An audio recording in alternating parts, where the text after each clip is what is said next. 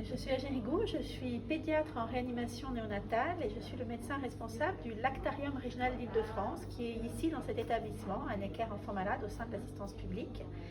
Ce lactarium, c'est le service qui va s'occuper de collecter, qualifier et redistribuer tout le lait humain nécessaire aux plus vulnérables. Actuellement, nous collectons donc 12 000 litres de lait par an, lait qui va être pasteurisé quotidiennement dans ces locaux, qualifié avec des contrôles, analyses bactériologiques et redistribué pour nourrir donc les plus immatures, pour nourrir des grands prématurés qui ne peuvent pas être nourris avec autre chose que du lait de femme. Un grand prématuré pour lequel le lait de femme est vital, c'est les prématurés de moins de 1500 grammes, moins de 32 semaines. Et au-delà, jusqu'à 1800 grammes et 37 semaines, il est aussi fortement recommandé d'utiliser du lait de femme parce que ça diminue le risque de survenue d'un certain nombre de complications liées à la prématurité, infections, entérocolites, ça optimise leur croissance et leur développement. Alors on va évidemment dans tous les services de néonates et des maternités privilégier d'abord la promotion de l'allaitement maternel pour que ces enfants puissent au maximum recevoir le lait de leur propre mère. Mais ces enfants, ils sont nourris dès les premières heures de vie et la lactation, physiologiquement, elle met quelques jours à se mettre en place. Donc, dans ces premiers jours, ils ont besoin de lait de lactarium. Ensuite, souvent, c'est le lait de la maman qui va prendre le relais.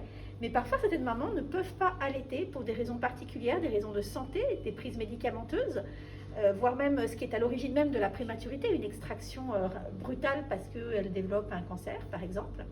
Et puis, pour certaines mamans, tirer son lait au quotidien pour nourrir son bébé avec les aléas du quotidien, les angoisses par rapport au devenir, font qu'elles peuvent avoir des baisses de lactation. Et dans ces conditions-là, les lactariums sont là pour justement permettre de recouvrir toute la ration de leur bébé avec leur propre lait. Alors, on manque de dons quasi quotidiennement. On arrive à subvenir aux besoins de base et on a besoin, par exemple, de temps en temps, de céder d'une région à l'autre, ce qui a été le cas, nous, durant la période interconfinement et avec le deuxième confinement. Sur l'Île-de-France, on a eu une baisse des inscriptions et on a été chercher du lait en province, très loin, pour pouvoir subvenir aux besoins de l'Île-de-France. Donc ce qui est certain, c'est que quotidiennement, comme dans tout don en France, que ce soit le don de sang et autres dons, on en manque et on a besoin de faire une promotion au quotidien, mais promotion ciblée, c'est-à-dire une promotion vis-à-vis justement des mamans qui sont à même de pouvoir donner leur lait pour qu'on ne soit pas non plus submergé par des propositions qui n'aboutiraient pas.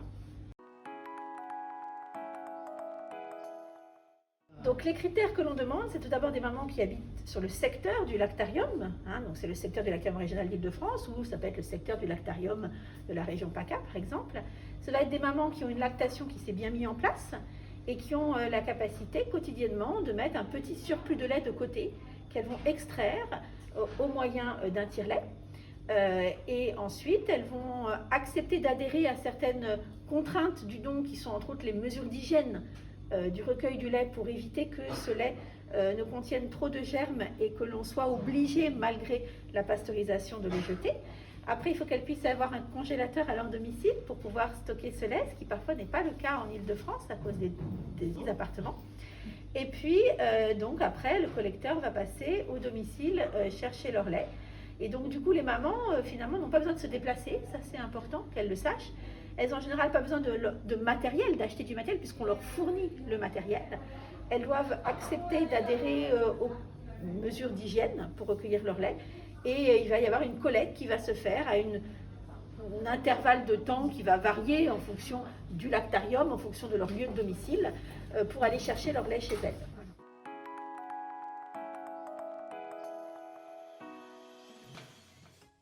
Il faut aussi une prise de sang qui doit être renouvelée tous les 3 mois pour effectuer les analyses sérologiques nécessaires pour éliminer certaines contre-indications. Alors il y a quelques contre-indications au don qui sont à peu près les mêmes que les contre-indications au don de sang.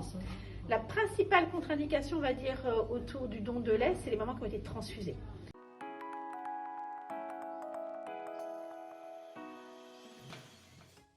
Après, les autres contre-indications sont très peu fréquentes. Et entre autres, la notion de Covid-19 n'est pas une contre-indication au don de lait, puisqu'au contraire, les mamans qui ont eu ou qui auront la Covid-19 vont avoir en général beaucoup d'anticorps dans leur lait, qui va faire que notre lait aura encore une qualité plus adaptée à la période. Voilà. Par contre, il est vrai qu'on suspend transitoirement, on peut espacer la collecte du lait pour ne pas exposer nos agents à une donneuse qui serait en phase, on va dire, symptomatique. Et donc, elles gardent leur lait au domicile, on espace un petit peu la collecte et on passe à partir du moment où les symptômes se sont amendés.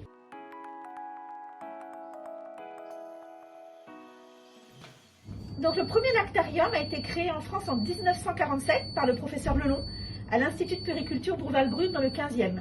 Et c'est en 2012 que le lactarium régional d'Île-de-France a été transféré à Necker avec la néonate et il est du coup dans les murs de Necker depuis 2012.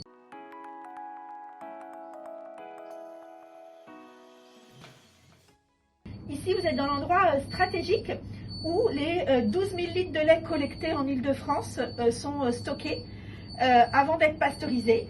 Et donc, je vais vous ouvrir un de ces congélateurs pour vous montrer à l'intérieur, voilà, du lait collecté au domicile des mamans.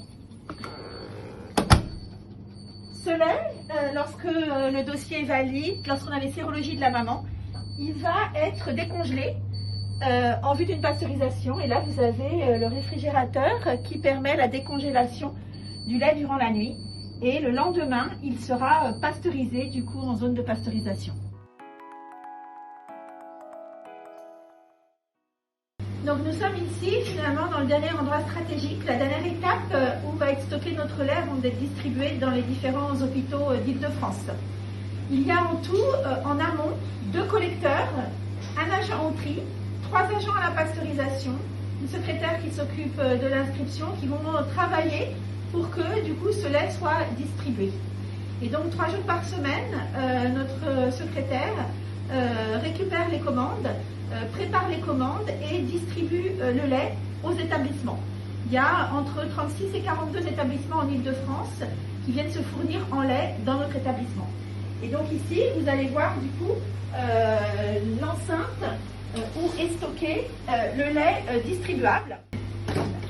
Voilà.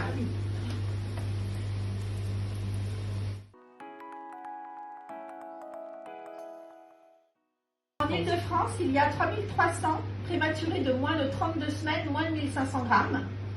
Et si après on étend jusqu'à 1800 grammes et 34 semaines, on double, plus du double. Donc le don de lait, pensez-y, parlez-en.